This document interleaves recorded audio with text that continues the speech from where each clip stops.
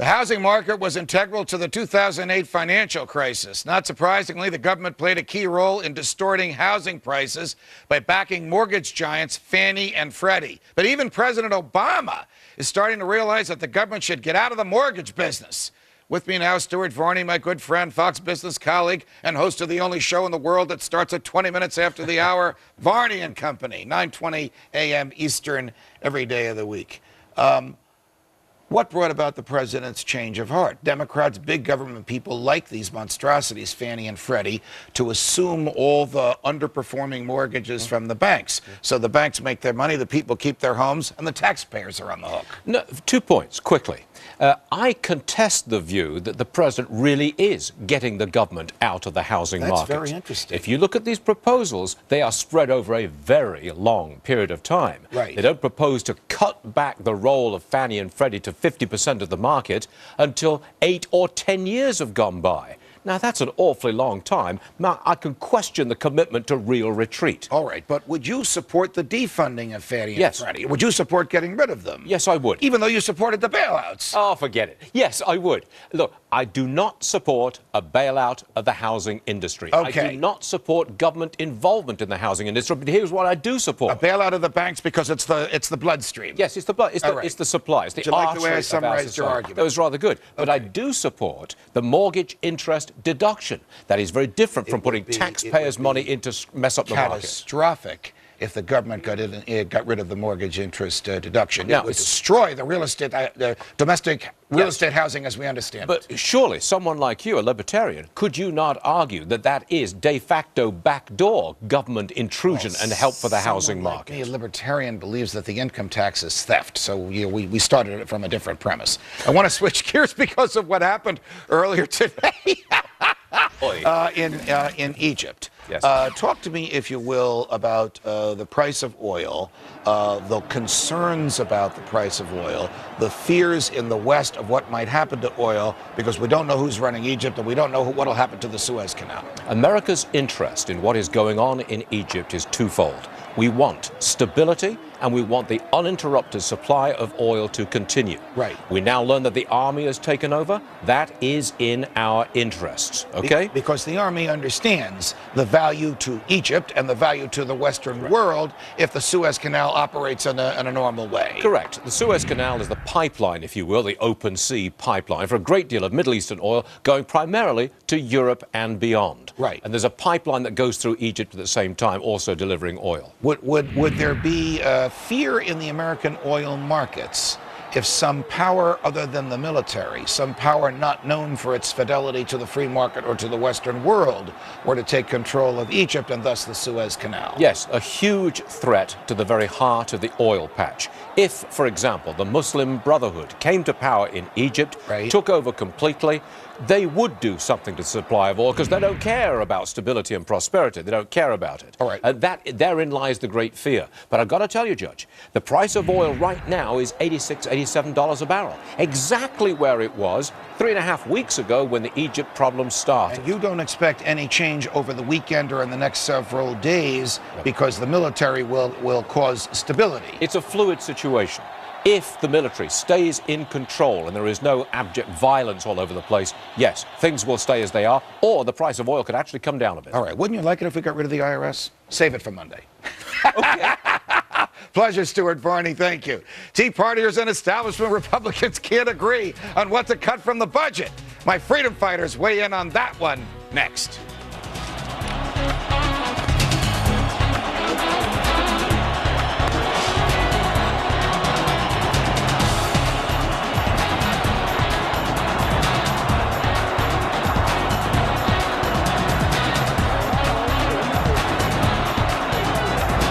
It's the Sharks against the Jets as Tea Party Republicans battle with the Republican establishment over what to do to cut the budget. Here to discuss are my freedom fighters, my Fox Business Network reporter and colleague, Chris Cotter, Democratic strategist Tara Dowdell, and Reason Magazine senior editor, Catherine Mangu Ward. Chris, to you first. Let's see. Some of the Republicans want to cut the president's budget by $38 billion. Some want to cut it by $100 billion. Senator Rand Paul wants to cut it by $500 billion. Yep. Even if Senator Paul gets his way it's still $1 trillion in the hole that has to be borrowed. Well, where do you see this going? Well, that's my biggest point is that, look, we're talking about, we're fighting over $38 billion, $50 billion, $78 billion. If we can't agree on $100 billion this year, how are we ever going to get to the point where we're agreeing on $1 trillion? Even if that's $1 trillion where we work to over 5 to 10 years, how are we ever going to get to the point after this last election we had that we can cut $1 trillion out? Catherine, are you surprised that the Republicans are even willing to talk about cuts of this magnitude? The $38 billion is ridiculous. The $100 billion to me is surprising. The $500 billion is realistic, but it's still 2/3 too short. We have to remember the reaction to Paul Ryan's proposals. I mean, even among Republicans, even among sympathetic Republicans, people sort of patted him on the head and said, "Nice try, buddy." So the idea that, we're talking about $100 billion or $38 billion or whatever it is pretty small potatoes. And I think, honestly, I'll be surprised if we even make it to 100. Tara, tell me how this looks from the perspective of the Democrats. You have a bit of a revolt here amongst Republicans. You have the more libertarian, more fiscally conservative Tea Party Republicans in the House who are basically saying to John Boehner, the Republican leadership, not so fast. $38 billion's a joke. Get it up to $100 billion or more. Go after the Defense Department. Raise the age of eligibility for Social Security. Be serious about it. What do Democrats think when they see this? Do they like the division? Do they think this is a facade? Well, I think this is not very surprising to Democrats because remember, John Boehner put forth a plan initially that actually increased the deficit. He said this was his roadmap. He put it forth after Paul Ryan's plan, which was very austere, and said this is what we want to do. This is our plan, and it increased the deficit. So I think the problem here is that Republicans are learning that being an armchair quarterback is easy, but being the quarterback is hard. So they have to build consensus within their own party, and that is hard because some of the things that they want to cut are things that are popular with the American people. Let's just say that John Boehner and the Republican leadership and the rank and file accept what Senator Rand Paul has proposed. A $500 billion cut. That still means the president has to borrow $1 trillion. What will the Democrats do with a budget like that? Would they vote against it, or do they see the wisdom of cutting? I think it depends on what the cuts are. Here's what the Democrats have always said consistently. We understand in the long term, the deficit has to be brought under control. In the short term, we need to make sure that we're still on the path of not jeopardizing the fragile economic recovery. You and I talk about this almost every day on Varney and Company and on your show with Lori Rothman. Is this a hopeless Ponzi scheme, borrow, spend, borrow, spend, borrow, spend? Or will someone as youthful as you, Chris Carter, live to see the day when budgets are balanced and debt is paid? This was a big part of the recent election. You have 87 freshman Republican GOP members in the House. Right. And everybody elected them because they said, hey, we're tired of the way things have been done. You 87 freshmen, you're going to do things differently. And then you have Paul Ryan saying, look, these freshmen, they don't understand the intricacies and the difficulty of the math in doing this budget. Well, that's the benefit of having them in there because they haven't had to deal with all the BS over the years, and they're not tied into all the BS. Just make the cuts. All right, Chris, I'm 100% with you. I want to switch gears, Catherine. I'm going to come to you. Last month, President Obama said, it's a surprise, it was a Nixon goes to China moment, he would tackle the budget buster sacred cow of Social Security. That was last month. Now he's backpedaling and says we won't have any Social Security reforms in his proposed budget that he's going to release next week. Why? Because he says reforms may be unpopular and because concerns about Republicans' willingness to cooperate. But are these good enough excuses for avoiding the reforms? Stated differently, Catherine Mangu Ward, isn't the president elected to make tough decisions? And why should he not do the right thing just because it's unpopular? Or am I living in Never Never Land when I say that? I think we have a case where the White House and the congressional Republicans are like a couple of kids looking at, a dead cat and they have a stick and each of them is saying, no, you poke it first. No, you poke it first. They're acting like children. It's going to continue to be a case where nobody wants to make the hard call. Nobody wants to be the guy who comes out first and says, we got to make cuts. And if you're not going to do that as President of the United States, it's hard to know who we should be expecting to actually bite the bullet. Is this really the third rail? Will no president of either party or any ideology shrink the entitlement called Social Security under any circumstances? I think President Obama understands that we need to fix Social Security. I don't think he wants. But I think that what he wants to do is try to keep it as whole as possible, because look at the reality. It was implemented in 1935. Since then, poverty rates amongst the elderly have fallen precipitously. That actually helped the overall economy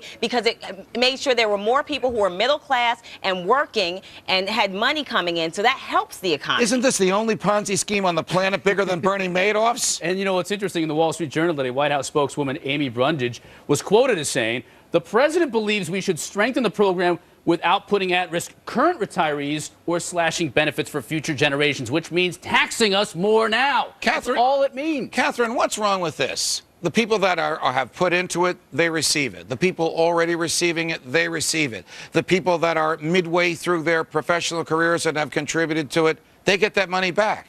And people that are starting out, they're told it's voluntary. You want to give your money to the federal government and let them save it and give it back to you when you're 65 or 70? That's your choice. You want to invest the money on your own? That's your choice, too. What do you say?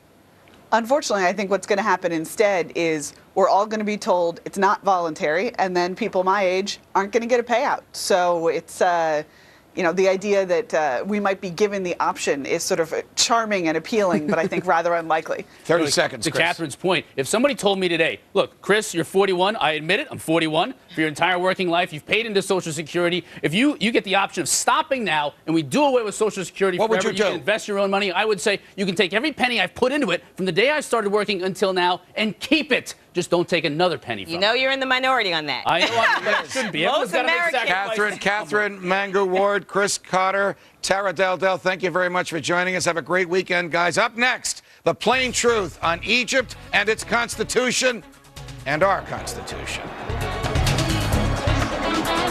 You can now join Judge Napolitano online at foxbusiness.com/freedomwatch and take part in the live chat during the show. Simply click the live chat button and join your fellow freedom fighters as the struggle for liberty goes viral.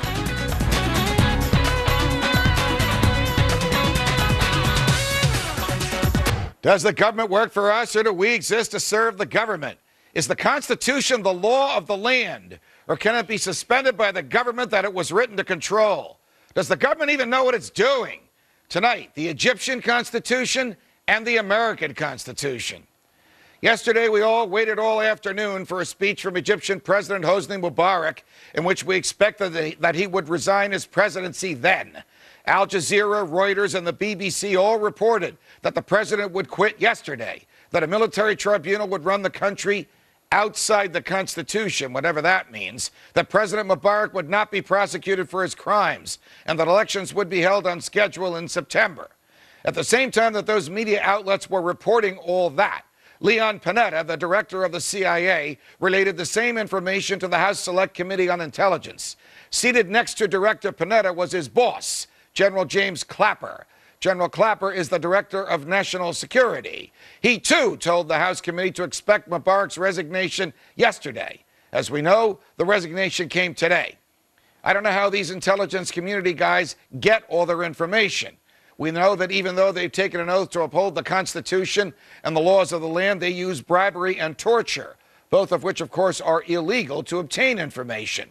Well, the information they gave under oath yesterday was wrong. At the same time, they were unknowingly misleading the House committee. The King of Saudi Arabia was telling President Mubarak that he shouldn't worry about the Americans. If they don't give you $1.5 billion a year, he will. If they stop paying you, the king promised that he would start doing so. What were we paying President Mubarak for? In a word, bribery. Payments to dictators to keep them friendly. Of course, the government, which will lock you up for not paying your taxes and which will prosecute you if you bribed a foreign official, doesn't call it bribery when they do it. They call it foreign aid. Almost every day we report to you here on Freedom Watch when we catch the government breaking its own laws. Did you even know that we've bribed President Mubarak to the tune of $60 billion taxpayer dollars during his 30-year reign? Did you know that during that entire reign, he has suspended the Egyptian Constitution? Do you know that he claimed the right to incarcerate without trial, to punish without conviction, to torture whomever he wished, and to confiscate whatever property he coveted? It is not a constitution. It is not the supreme law of the land. It is just a useless piece of paper. If it can be suspended by the people it is intended to restrain. Well, that's Egypt, you might be thinking. It can't happen here. Think again. President Bush claimed in public documents and in documents his lawyers filed in the Supreme Court that he had powers as president from some source other than the Constitution.